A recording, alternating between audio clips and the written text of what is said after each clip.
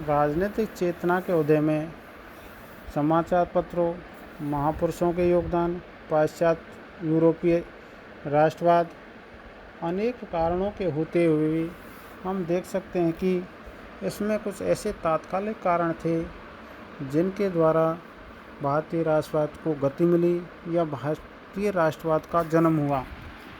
इन कारणों में प्रमुख रूप से हम देखते हैं कि एल्बर्ट बिल विवाद, सिविल सर्विसेज की आयु सीमा को कम करना, दक्षिण भारत में भयंकर अकाल के समय दिल्ली दरबार का आयोजन करना तथा शस्त्र अधिनियम पारित करना। एल्बर्ट बिल के जरिए जनपद सेवा के भारतीय जिला तथा सत्र न्यायाधीशों को उनके यूरोपीय समकक्षों के समान शक्तियाँ तथा अधिकार देने का प्रयत्न किया गया। इसे लॉर्ड लिपन ने नस्लीय भेद आधारित न्यायिक असमानता समाप्त का प्रयत्न किया। यूरोपीय लोगों द्वारा एल्बर्ट बिल का विरोध किए जाने पर विवाद शुरू हो गया और इससे यूरोपीय लोगों की जातीय दंभ को लेकर नस्लीय मानसिकता दिखाई देने लगी। इसी प्रकार सिविल सर्विसेज की जो आयु थी वो भारतीयों के लिए कुछ ज़्यादा थी,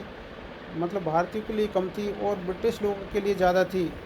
उसी समय दक्षिण भारत में भयंकर अकाल पड़ रहा था, लेकिन ब्रिटिश सरकार ने उसी समय दिल्ली दरबार का भव्य आयोजन किया जिसमें अकूत संप्रदाय धन को लुटाया गया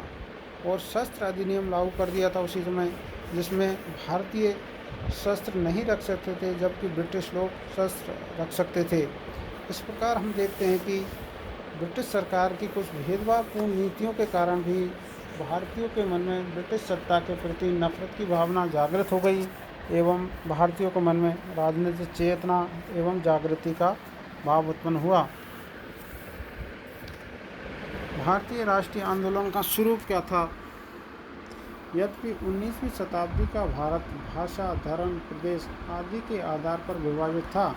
तथा ब्रिटिश शासकों ने इस आधिपत्य स्थापित करने के लिए इस फूट का भरपूर लाभ भी उठाया,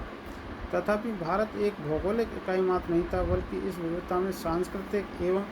ऐतिहासिक एकता भी अंतर्निहित थी, जिसने राष्ट्रीय आंदोलन के आरंभ, विकास तथा सफलता की ओर अग्रसर होने में सहायता प्रदान की। विविधता के मूल में अंतर्निहित ये राष्ट्रीय चेतना ही थी जिसने राष्ट्रवाद को प्रेरणा दी तथा ये चेतना विशिष्ट वर्ग की अपनी बौद्धिक सीमा को लांघते हुए सुदूर क्षेत्र